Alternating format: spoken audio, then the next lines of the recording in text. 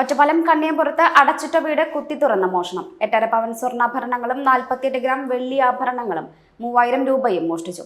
തമിഴ്നാട് സ്വദേശിയായ nursing college assistant professor Vinod Kumar താമസിക്കുന്ന കണ്ണിയമ്പുറം കൂനന്തുള്ളി ക്ഷേത്രത്തിന് സമീപത്തെ വീട്ടിലാണ് മോഷണം.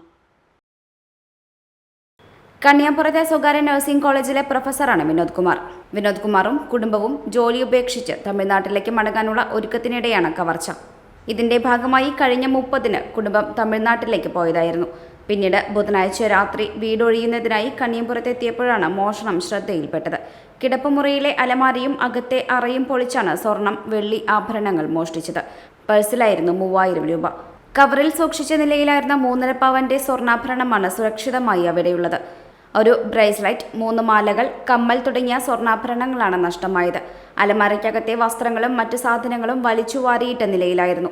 10 ദിവസത്തോളം വീട് അടഞ്ഞുകിടക്കുകയായതിനാൽ എന്നാണ് മോഷണം നടന്നതെന്ന് വ്യക്തമായിട്ടില്ല. വിനോദ് കുമാറിന്റെ പരാതിയിൽ പോലീസ് അന്വേഷണം തുടങ്ങി.